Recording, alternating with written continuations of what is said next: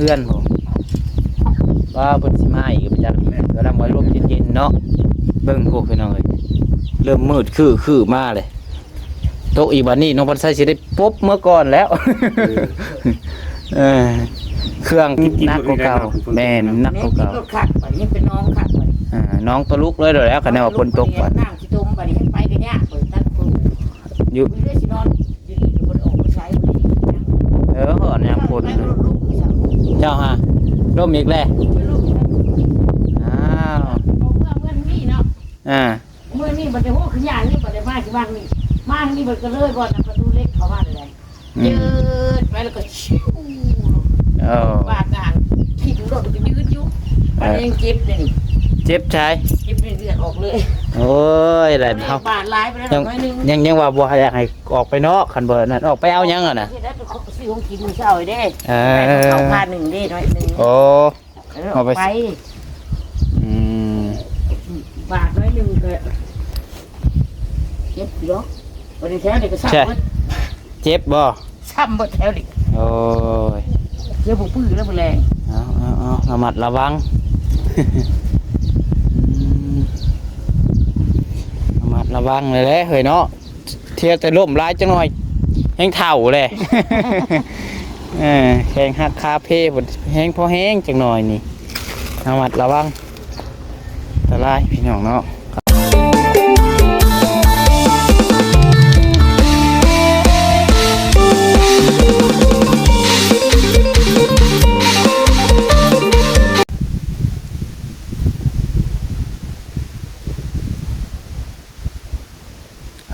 กับทักทายสบายดีสวัสดีพ่อแม่พี่น้องเอฟซีสุคนสุหมองสุบอนเนาะว่าสู่ฝั่งลาวฝั่งไทยแต่ก็อยู่ทางต่างประเทศพี่น้องเอ้ยก็ยินดีต้อนรับเข้าสู่ช่อง YouTube น้องพัดไซชาแนลอีกคือเก่าเด้อพี่น้องเด้อเนาะเอาพี่น้องเอ้ยมาพบมาพอกันกับน้องพัดไซช่วงแรงๆมันเราได้กลับ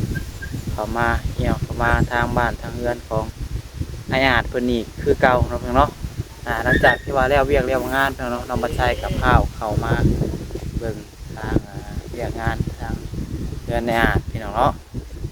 หลังจากที่ว่ามื้อเช้านี้ก็เข้ามาแล้วก็ได้อัพคลิปลงไปพี่น้องเนาะหลายคนก็ยินดีนำครับทางไออาดเพิ่นขึ้นเรือนใหม่มื้อนี้พี่น้องเนาะเพราะว่ามื้อนี้ก็เป็นมื้องามยามดีนั่นแหละพี่น้องเนาะวันที่9 เดือน 5ถือกับวันศุกร์แน่พี่น้องเนาะงานดองงานยังกะหลายพี่น้องมื้อนี้เนาะที่แรกน้องวัดไซว่าสิไปงานขึ้นบ้านใหม่รับกล้องก่อน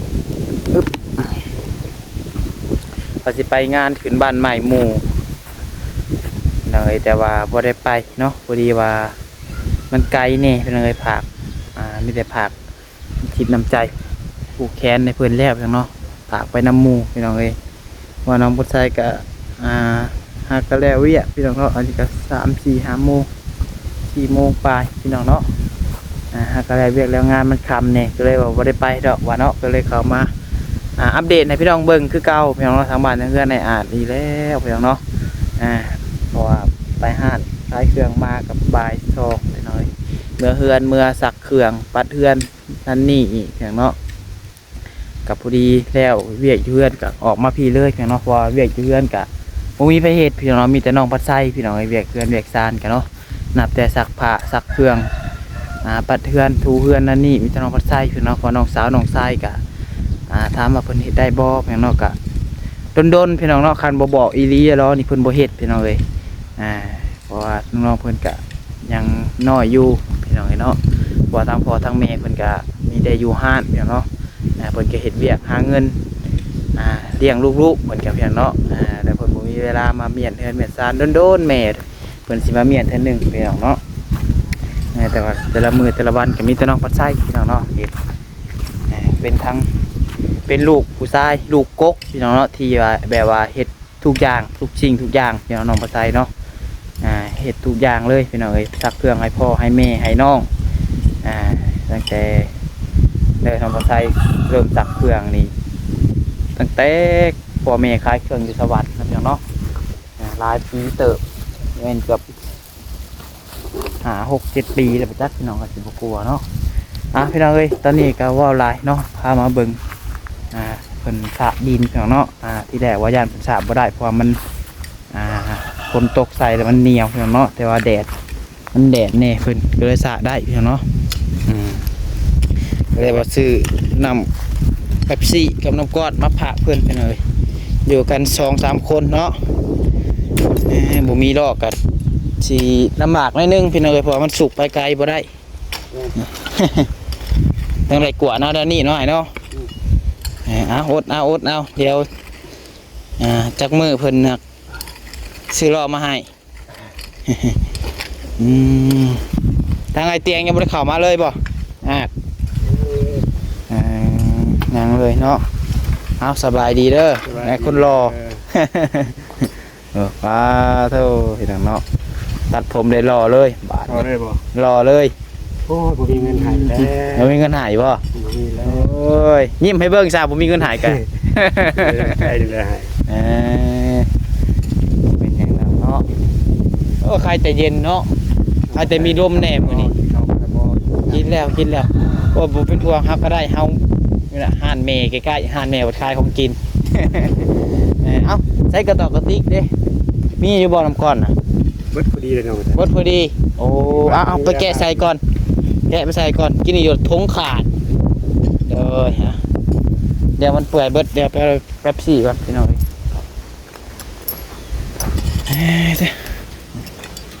สังเกียเอาเท่าละน้อยพี่น้องใกล้แต่ได้อ้ายเพิ่นมาซอยนับเนาะได้รออยู่ฮะ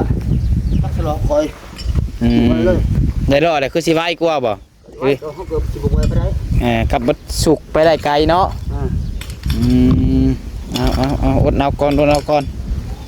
ทางเบิ่งไอเตียงเพิ่นข่าวมามื้อนี้บ่มื้ออื่นบ่มื้อนี้เพิ่นยังบ่ได้ข่าวมาเลยบ่มื้อนี้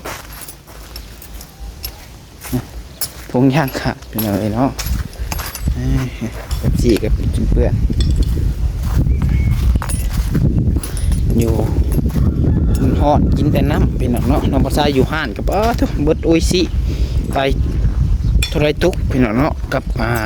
น้ำสติงมันฮอดแล้วอยากแต่น้ำพี่น้องเลยเนาะ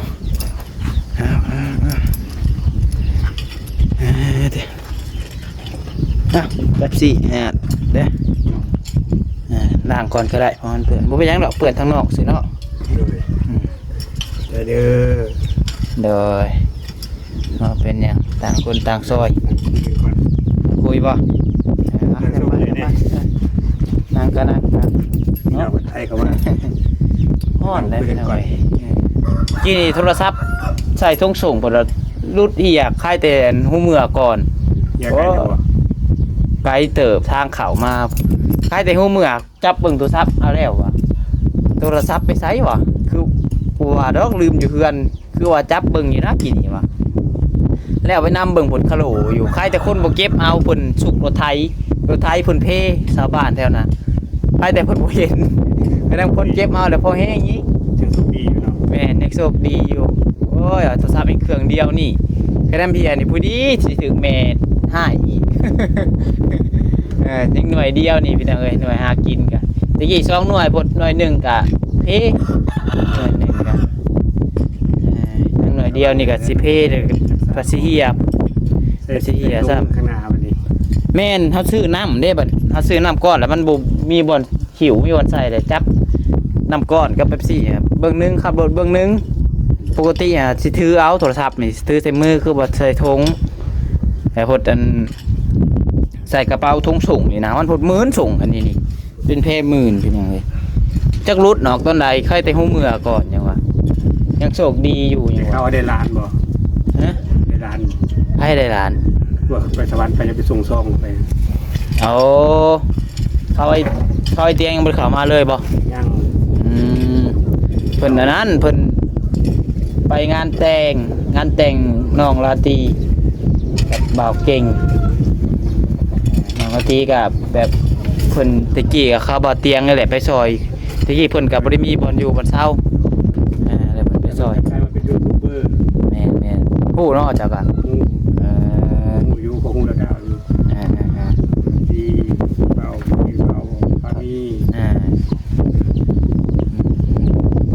ไปพูดเห็นเพิ่นลงคลิปอยู่เอาแล้วสิมาอีกแล้วบ่นี่ ได้ควบเลยเป็นสิมาแล้ว ฮะ ใส่ ได้ขวบแล้วบ่ ได้เรียกว่าอยู่เป็นเดือนกันมันเป็นเดือนก็เป็นไปแน่ นอนนำกันบ่มื้อแรงนี่คือนอนอยู่เทิงนำกันเลยบ่ แล้วนอนทั้งพี่ขานอนทั้งพี่ นอนคนละโซน FC เพิ่นก็ถามอยู่ว่าบ่ได้คันห้องบ่น้องบัดไซเอ้ยว่า ก็ได้น้ำเท่า อืม นะ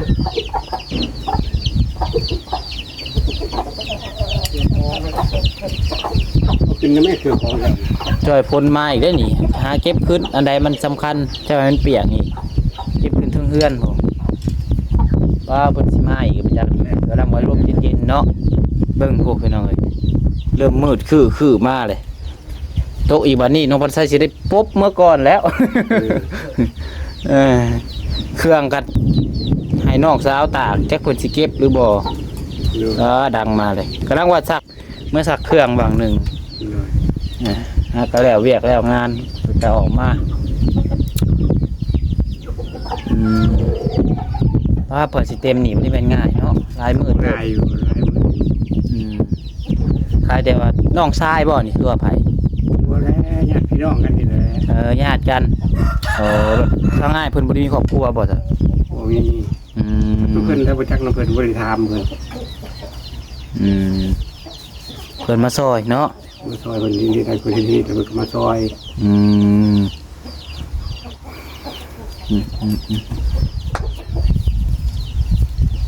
พี่น้องเอ้ย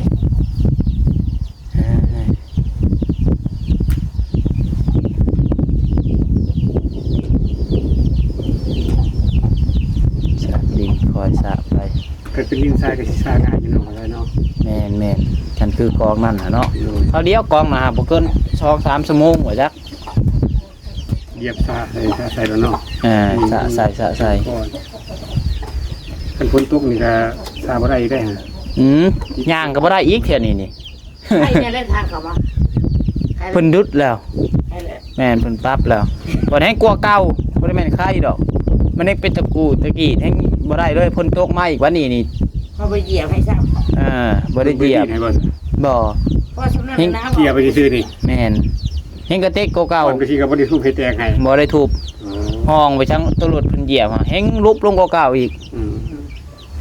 เฮงหนักเก่าๆแม่นหนัก เนี่ย เก่า รถขัดบัดนี้เป็นน้องขัดบัดนี้ น้องตะลุกเลยเดี๋ยวแล้วก็แนวว่าพ้นตกก่อน น้ำสิตุ่มบัดนี้ไปกันยากเปิดตั้งปู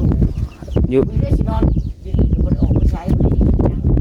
หอนยามพ้น ไม่รู้ลูกสั่ง เจ้าฮะร่มอีกแล้ว ไม่รู้ อ้าว เอาเมื่อนี่เนาะ เมื่อนี่มันจะโหขึ้นยากนี่มันจะมาที่บ้านนี่มาที่นี่มันก็เลยบ่อนประตูเล็กเข้ามาเลยยืดไปแล้วก็ชิวบาดงานขี่ดูรถมันก็ยืดอยู่มันยังเจ็บเลย เจ็บชาย เจ็บเลือดออกเลย โอ้ยแหละเฮา บาดลายไปแล้วน้อยนึง ยังว่าบ่อยากให้ออกไปนอกคันเบิดนั่นออกไปเอายังอ่ะนะ ที่ได้เป็นซื้อของกินมื้อเช้าไอ้เด้ เอ เอา อ ผ้าหนึ่งเด้น้อยนึง โอ้ เอาไป อืม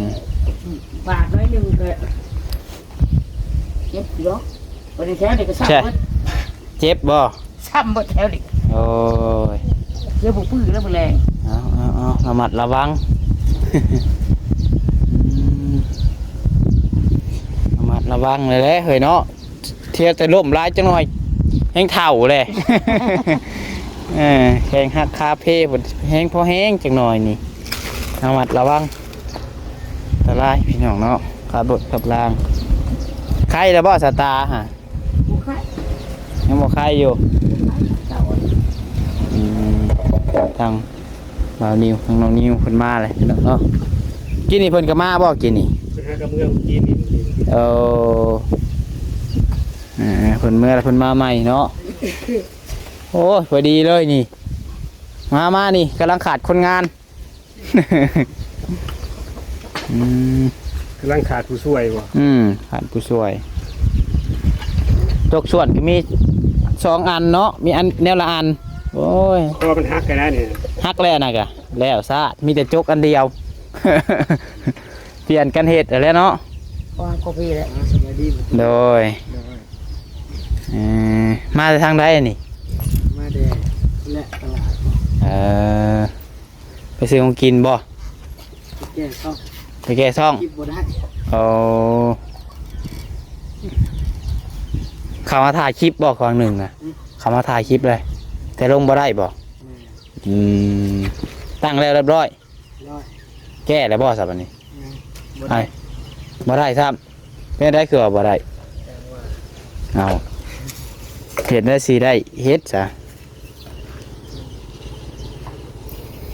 เบิ่งนี่แหละเบิ่งก่อน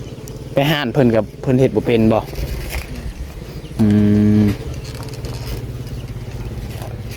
เขาอันไอ้เมฆตะกล้องไอ้เตียงกับบ่เป็นบ่ จังหวะเดี๋ยวเบิ่งก่อน อ่า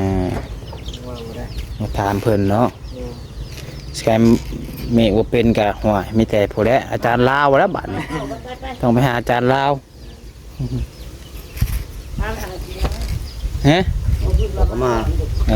ก็มาโอ้ย อะไรกินน้อยนะเข่ากระเป๋า เด้ยอมเลยบ่ใช้มือเดียวแล้วใช้ผู้นั้นยอมเลยบ่ผู้นั้น ยอม ผู้ใดยอม ตอนนั้นย่อม โดยเลย กำลังคนบ่อีกลอยแล้วนะคน สั่งร้อย อืม 180 แต่ไอ้อาจเนี่ยไอ้อาจ ค่ากัน ส่วนเราก็ได้ โอ้ยนี่เป็นแนวหักแนวเพไปเลยเนาะ มันดุดทางไงล่ะ รุดทางกับเฮงกระเต็กกว่าเก่า เอ็งกดตะลิกี้เนาะ พ้นตกมาอีกวันนี้รถเจ้าแหง ลองเลย ลุบเลย รถใหญ่เข้ามาเนาะ แต่เพิ่นเป็นเอามาทมเพียงเนาะเฮงกระเต็กกว่าเก่าใครดอกเขาขี่รถจักรเขาบ่ย่านเนาะเขาไปทางใดก็ได้ขี่รถจักร โอ้ก็ได้ก็ได้ บ่ได้จะขึ้นต้นไม้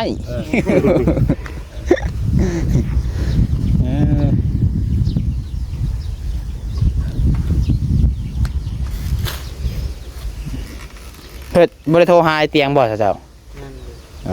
อ คุณมีทางงานอยู่บ่ งั้นเราถามเพิ่นบ่ได้เข้ามาบ่มื้อนี้เนาะทั่วรอบแรงๆผู้จัก ยังแน่อยู่สายมือ ใช้มือ สายมืด มา บ่ จะขมือมือนั่น ว่าดอกเคยเนาะมันพวกเพิ่นเลยสิมาอีกหรือว่าคือว่าธาตุใจจังปางอยู่บ่กำลังลมเย็น บ่ต้องมันนี่ต้อง บ่ได้ยังได้เสียงมาเลย อะไร ได้ โอน เสียงมาเลยได้ เสียงได้ บอกเป็นห้องบอก ๆตกบ่แห้งอีกเนาะสิเฮ็ดเวียกบ่ได้อีก ห้องบอก โทรบอกเพิ่นบ่ ทูบอกเพิ่น เอาให้ ตก เห็น รถเนาะมื้อนี้ง่ายเลย ตามใจเพิ่น ตามใจบ่ ปฏิตามใจเพิ่นเลย ตามใจเด้เนาะ แล้วนั่นแหละนี่อยู่ส่วนซอยแล้วก็ตามใจเพิ่นแล้วแต่ว่าก็เอาความงามพอแล้วอย่าเอาปืนตาย จังหน่อยก็ให้ชวนดินแล้วก็เป็นไข่เนาะพอได้เอ็นให้เพิ่นฮดให้เลย กดดินให้เลยเนาะให้มัน เอ เสร็จ อ เลยเนาะ แม่นแอบแล้วก็สิย่างบ่ได้อีกสิได้พดเกิบ ลำบาก ว่าเผื่อผู้เนาะยังหลายเติบได้พี่น้องบ่ได้นั่นเลย ไรขนาด ยากอ่ะตอนนี้ชวนได้แต่แถวใกล้เอาสระแต่แถวใกล้ก่อนถ้าซ้ำซาล่อมีล่อมีส่วนกัน ผู้ชันน้ำคุณเลย ล่อกับ งานในกระสันเลย มีจกอันเดียวพี่น้องเนาะส่วนกันส่วนสิฮักเลย ส่วนเกินเย็นนี่ ไม่ส่วนกันพี่น้องเลยสิออกเลยส่วนกันเนาะโอ้ย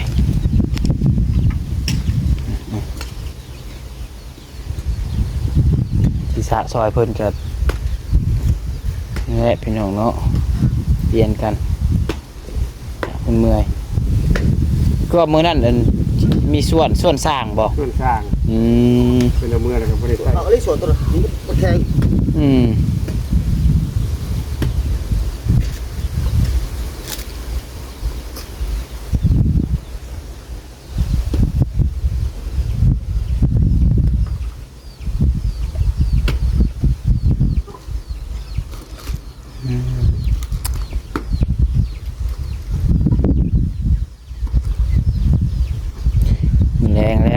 ขึ้นนอนบ้านใหม่คืนแรกสิเป็นจังไดเนาะเอาคักๆเด้อพันเอา6โตเด้อ แป ใหญ่ ดชานตู้ ฮะ 3โตก่อนบ่เอา2โตก่อนซะเนาะ เอาตัวก่อนสัญญาเอาละ 2โตก่อนซะพอดีแล้วนี่วันศุกร์นี่คืนแรกเสาร์คืนที่2อาทิตย์พอดีวันจันทร์ เลขลาว ได้สามตัวพอดีเนาะ 3โตคือว่าเป็นไปได้เอา6โตเลยบางเทื่อเจ้าที่เพิ่น ใจดี ห่วยมีแล้วจะกินกระโดดแล้ว บางเทื่อเพิ่นให้6โตนบอกเฮาคันเฮาได้นี่ห่วยหายอยู่ดอกเนาะแบ่งกันน้องนิว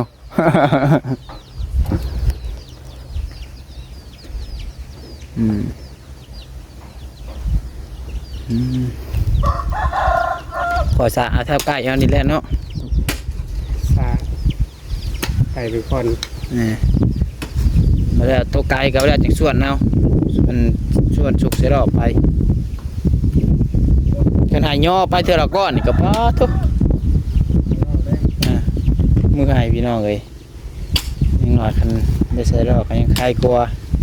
ดินเขาขอไปส่งอยู่นั่น คือบ่เห็นรถถอกดินเพิ่นสิไปจกใส่ซะ เพิ่นเขาไปจกอยู่ข้างในได้เราดูจกเขาข้างใน ยกคนไหนวะ โดยเราดูจกเขาข้างใน คันว่าเอามันสะไวเนาะคันมันบ่พอคือบ่พอกันเรามีงบบ่ได้เอาเข้าอีกเนาะความเพิ่นมาโจกไก่นี่ โดย รถโจกคันนี้บ่ตัวเจ้าว่าสิสร้างตัวน่ะแต่อันเพฮะ แกล้งนี่แหละ จกข้างในวันตรงนี้จกข้างใน จังว่าเลย จกเข้าข้างใน อย่าจกอยู่ไหนตอนน่ะจกอยู่นะพี่น้อง เอาพี่น้องเนาะคลิปนี้ก็พาพี่น้องมาอัปเดตเบิ่งก่อนเนาะให้อายทางอายเพิ่นเฮ็ดก่อนเนาะบัดเพิ่นเมื่อยจังเปลี่ยนกันพี่น้องเอ้ย